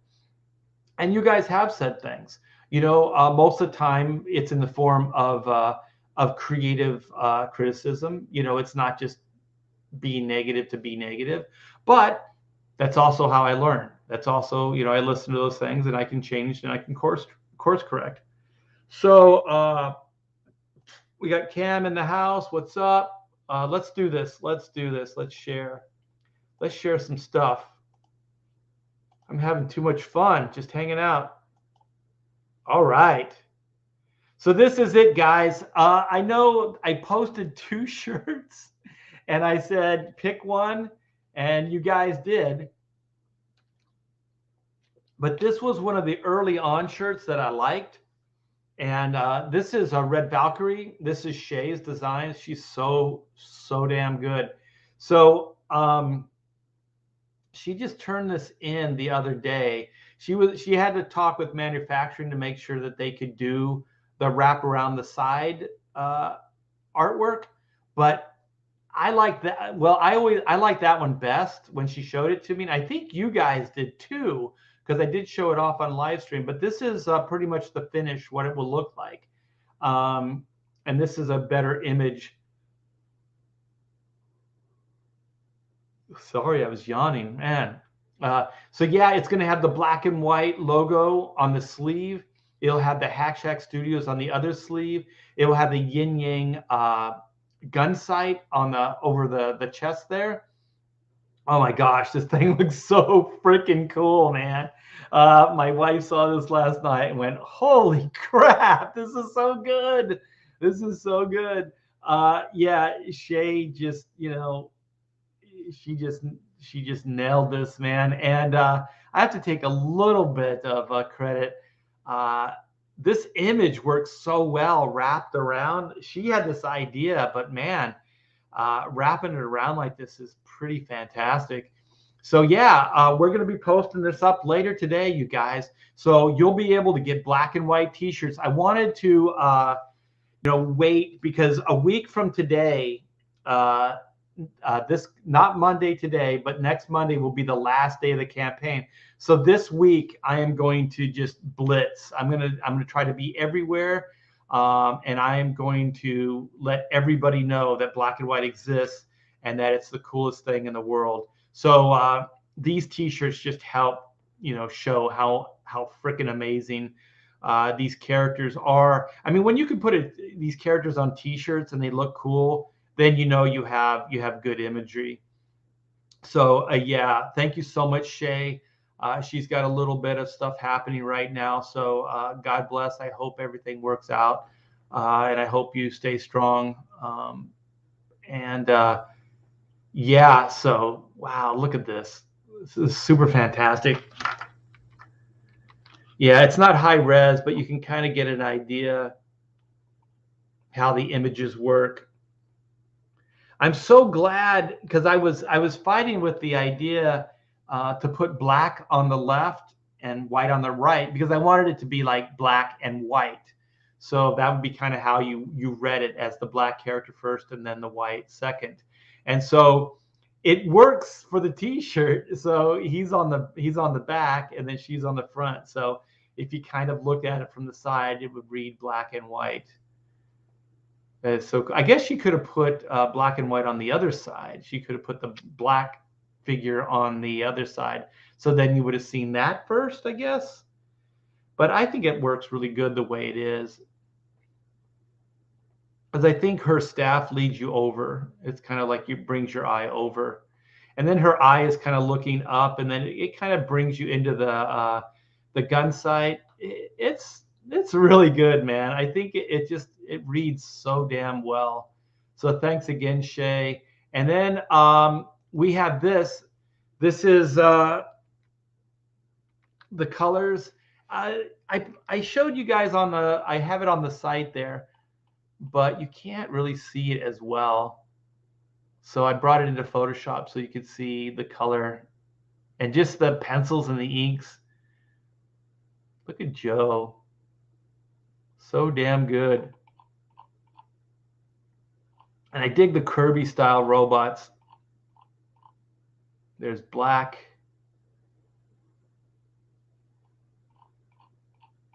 And there's they kind of look like a nihilist,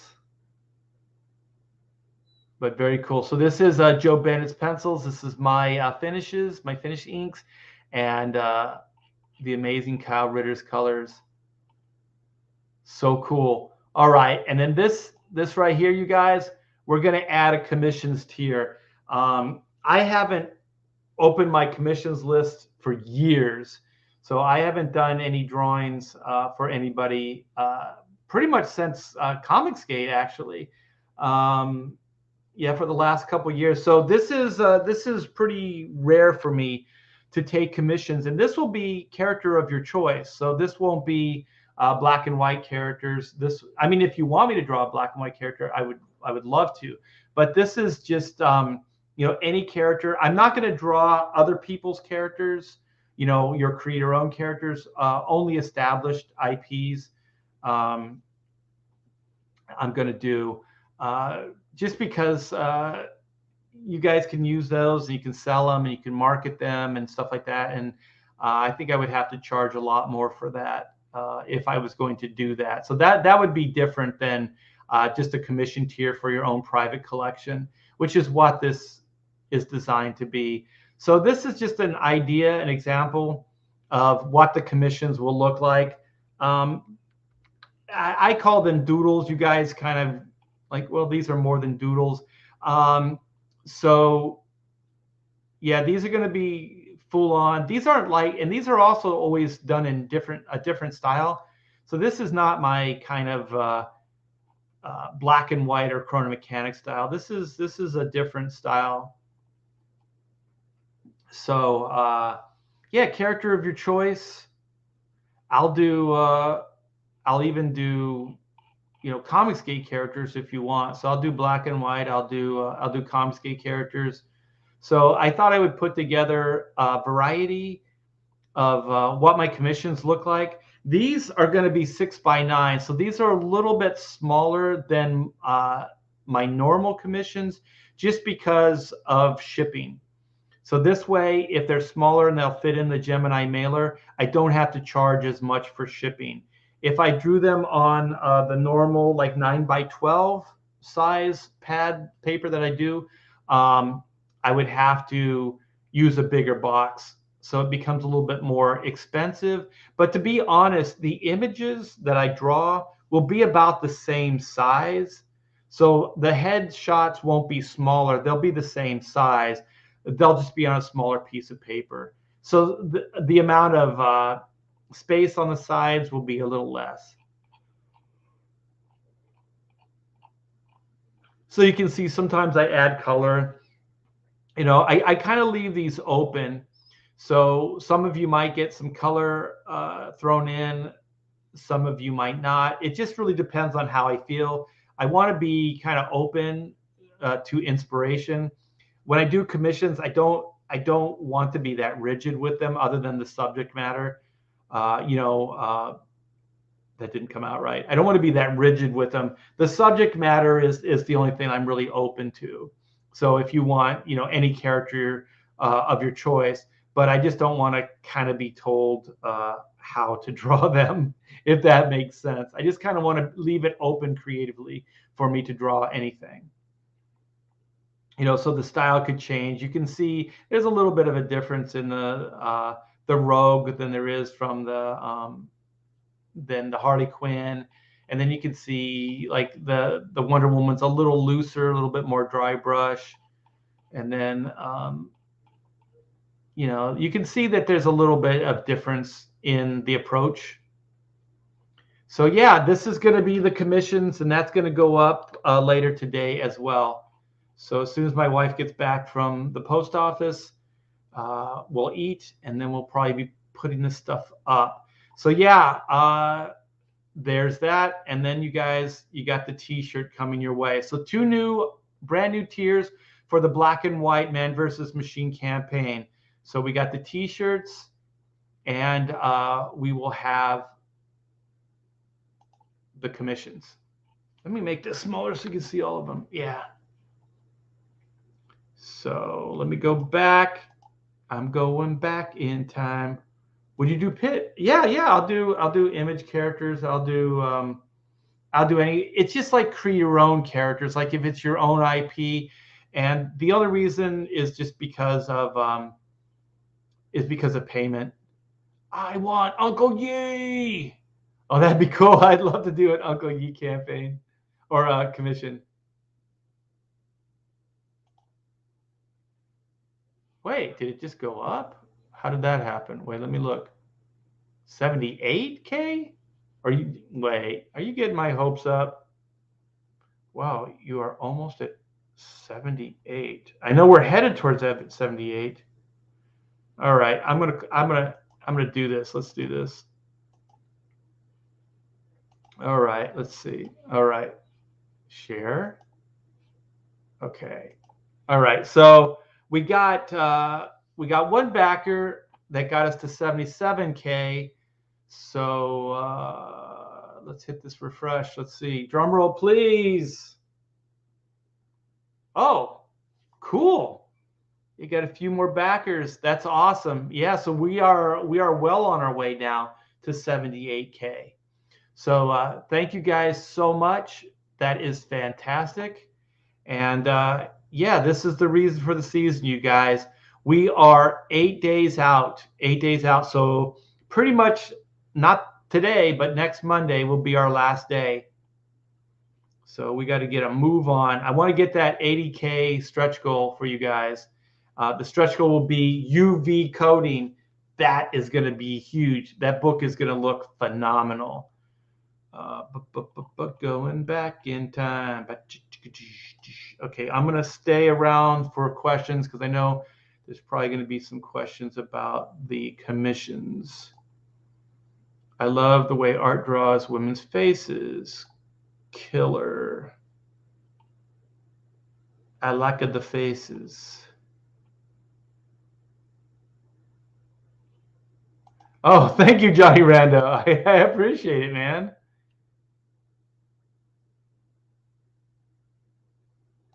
What? How dare you, Joe? How dare you? Well, women can be first. I was raised that you say the women's name first.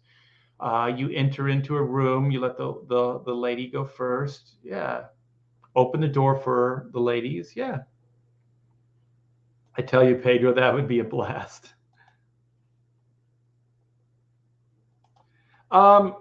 Yeah, for commissions and stuff like that, they do.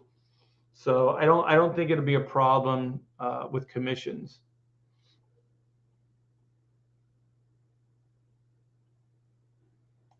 Oh, cool, cool.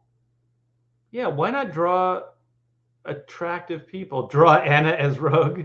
Well, if you guys want, I'll do a likeness of Anna as Rogue. That'll be like a Comicsgate Marvel like crossover. Oh, I missed. Oh, thank you. Thank you. Oh, yeah, it's IER. Thanks, Johnny. There's no spell check in Photoshop. I did that late before I went to bed. That's no excuse, but I'm going to use it anyway. Art's too old to be getting demands from you punks.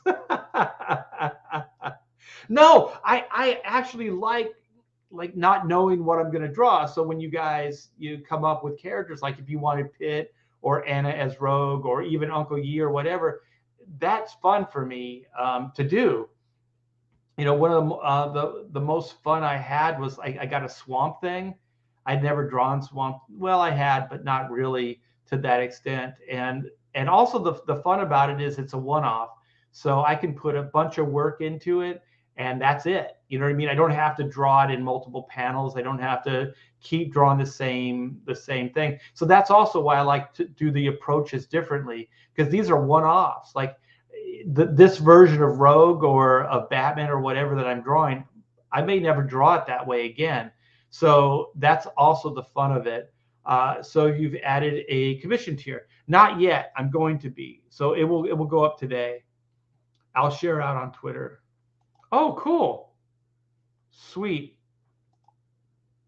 Yeah, what I have to run by Pamela's. I don't know if you guys want books or not. I know a lot of people do commissions and then they have books attached. So what I could do maybe is to do like the main tier that will have books added. So maybe just the main book or maybe all the books added, and then have it as an add-on as well. So maybe you could, you can do that. So you can mix and match. Sell them Android. Oh, that'd be fun. That'd be so much fun. Yeah, thank you, Kevin. Yeah.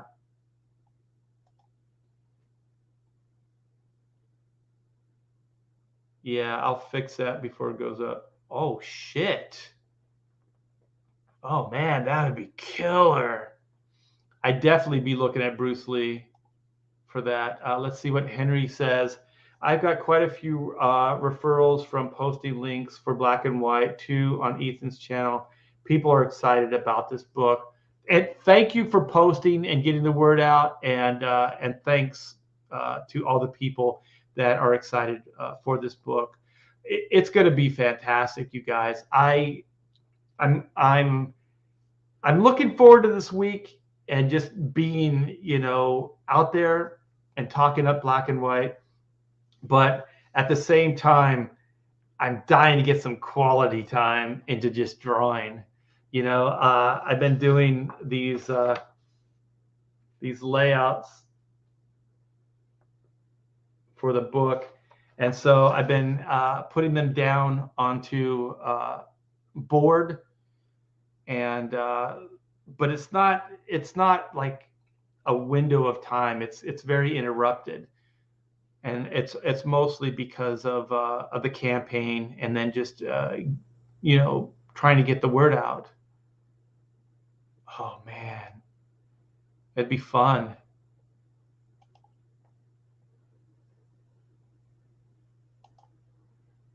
You've always given us more for our money. Thank you, Art. Anyone say everyone say thank you. You agree? Man, I appreciate that. You guys are the best.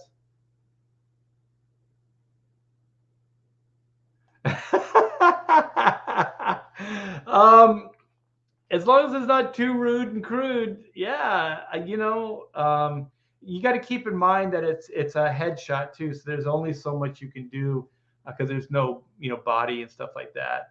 Oh, that's cool, Kevin. I'm glad you enjoyed it. Yeah, the Judge Anderson was perfect. That was a lot of fun to do. I never. Let me see.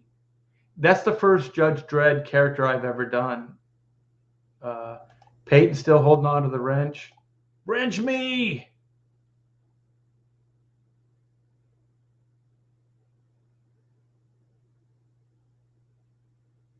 Oh, I didn't know that. So it was good. Anna launched her Indiegogo today. Her doing cosplay calendar. Yeah, that's good business. Hell yeah. Can it really be tasteful? I don't know. I am the law. All right, you guys. So just to recap, you got some new T-shirts coming your way, Black and White T-shirts, and we'll be adding that in a bit. And also, once I fix that spelling for tier, I'll be posting the commissions tier as well. And I just have to figure out, do you guys want books added to the commission tier, or do you just want the artwork? Because I think if I add the artwork, if I add a book to the artwork, then I don't have to charge that much for shipping. But I could do that as an add-on. So like I did with the work in progress thumbnails, there's no I had to charge $1 because it forced me to do something. But with this, I can do something similar, where as an add-on, I won't have to charge that much for shipping. But as its own tier, I probably would, because there's no guarantee that it would be with a book to offset the shipping. So I don't know. Let me see. Indie Wrestling Aces says add a book to the commission tier. Shadow's saying just art. So we need a tiebreaker here. I need a tiebreaker. I can't go out like this. I can't go out like this. Don't make me go out like this. Just art. Okay. Give me comics. Oh, this doesn't help. Okay, so Kevin says just art. Give me comics and a T-shirt. Maybe I could do 2. Maybe I could do just a t-shirt tier, and then I could do yeah, I know. I just hate having to refund an order. But to be honest, I mean, if you do it in succession, like quickly, I get disappointed for about a second, and then the new one shows up. That's the only problem. Like, I wish you could do add-ons. I wish you could have access to add-ons without having to order to get to the add-on section, because that would be cool if we could make it in the main body. But then they would have to have something that they could verify that there was already an order. Either that, or we could do it and then just hope that everybody is on the honor system and already ordered a book, and then we wouldn't charge shipping for the artwork. It just gets. This is why I always have to run it by Pamela and stuff.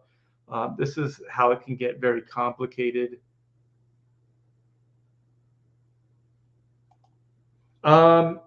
It's going to be 9x6, the artwork, so it might be able to fit into a backing bag and board.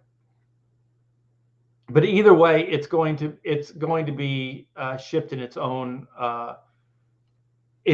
way somehow, because I mean, this is going to be a original piece of artwork, so you want to make sure that it ships in shape. It's not destroyed. You want to make sure that it doesn't get hurt in transit. So yeah, I would think that it's probably going to be more than just a backing board and bag. So it'll probably be like 2 pieces of cardboard, like heavy stock cardboard. Books or art can be added on. So yeah, maybe if I do it, I could just do it as the artwork, because Kevin makes a good point. Then if you wanted a book, you could still add it on, and we could do it that way.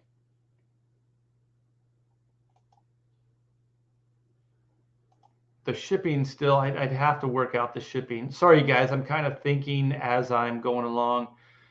People probably want their commission ASAP, just art. We could do something like that too. Yeah, I'll run that by Pamela and see.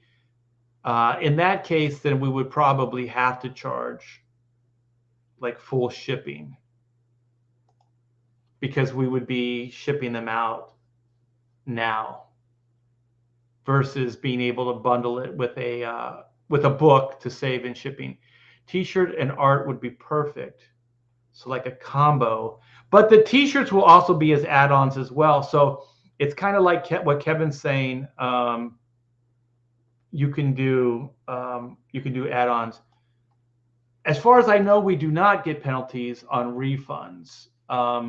Nothing is locked down until we lock it down.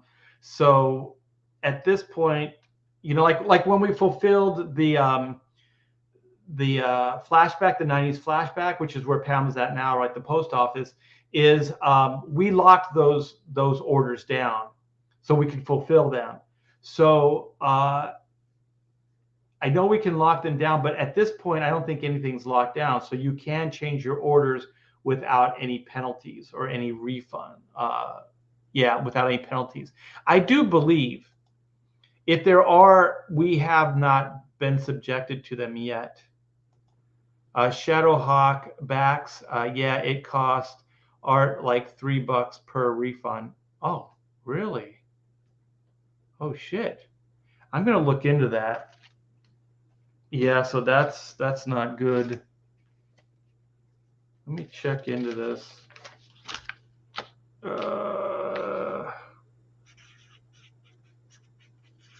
I don't know why they charge. I guess they don't want people refunding. So who's charged the $3? Like if somebody refunds their money, why would we be charged as the Indiegogo? It seems like the consumer would be for canceling the order. I don't know.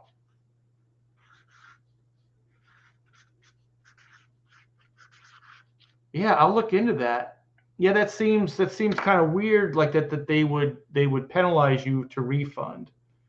I know, like once it's locked down, like once the campaign's locked down, you have to get an okay from us to get a refund, because we don't have control at that point because it's been locked down. Well, that's kind of depressing. I'll look into that. Hopefully you guys aren't being charged that. That would really suck. Prints are often shipped in comics bag. Yeah. We need a tank top with a single image of Whitney pictured and Reed pick on the back. Could be cool. Yeah, this is just the start. Like I'm just now starting to get into merch. So I'm gonna kind of walk before I swim. I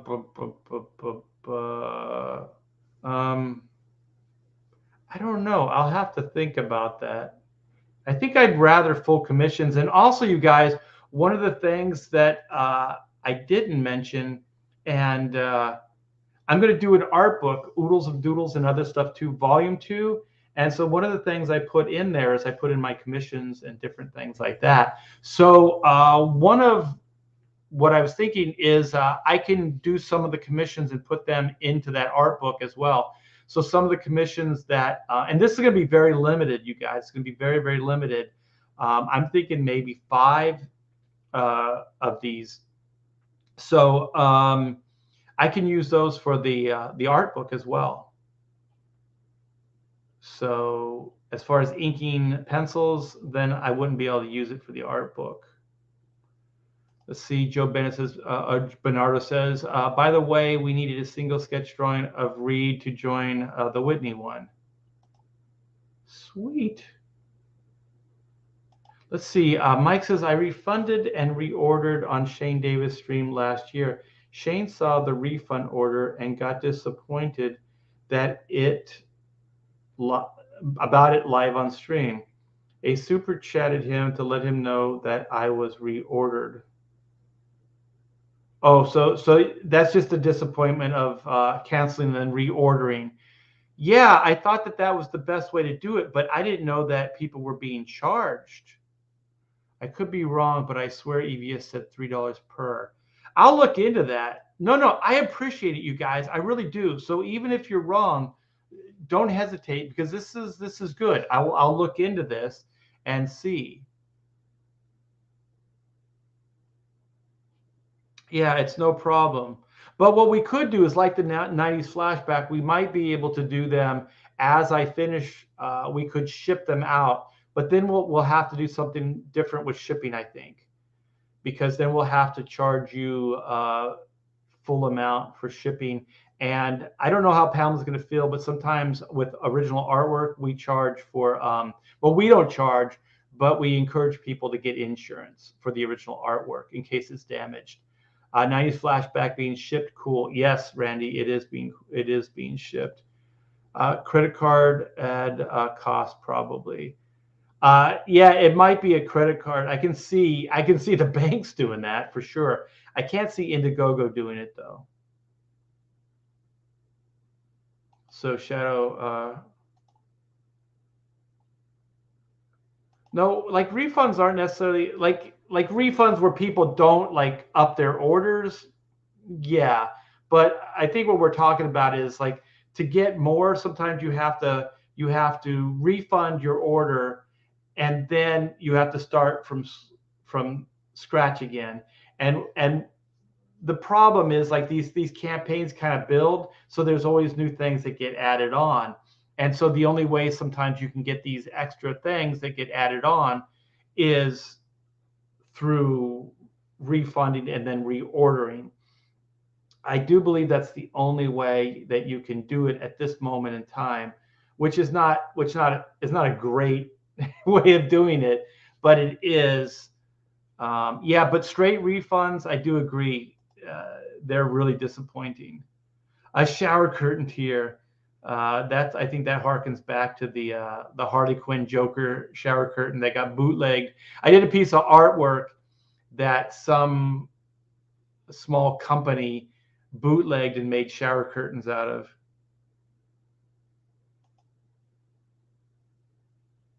Let's see. I never refund. I just back again. That's why I'm over 220 backings right now.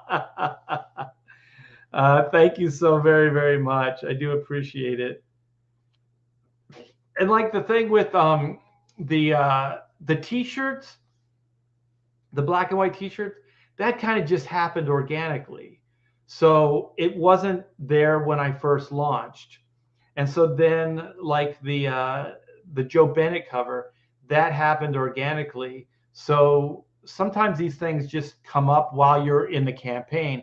So I wish that Indiegogo had a better way of doing things, that you could somehow I don't even know how they would do it, to be honest, that you could take your established campaign and then add another campaign to it, and still keep the same backer number and everything. But I still don't think that would minimize shipping. You'd still be charged for the two different shipping for the different tiers. I think that becomes the problem is the shipping issues. Son of Liberty Radio says, I do so many secret tiers. So when creators add new stuff, I just back again because a lot of times secret tiers evaporate or are time limited. Yes. All right, you guys. Well, thank you. And who was it? Was it Shadowhawk? Yeah, I appreciate it. I'll run this by Pamela and see because she handles that side of things, and she's more in tune with that than I am. But I do appreciate the input. It's always good. I mean, I really, really do need to hear this stuff because I'm only one man. I can only kind of pay attention to so much every day. But there is this. Look at that. T-shirts, you guys. We're going to have t-shirts soon. So cool. So cool. Once again, thanks, Shay, for putting this together. And we'll be posting this up soon as well. And these will both be today. And I'll spell tier correctly this time out. So thanks, guys. Let me go back. Thanks for hanging out. Thanks for supporting me and this campaign. You guys are tremendous. I cannot do this without you. We are 8 days out. Please share on your social media. This is the only way. Guerrilla marketing is the only way. Although I will not try to edit what you say. I might not like it, but I'm not going to tell you what to say or what not to say. All right, man. You guys take care.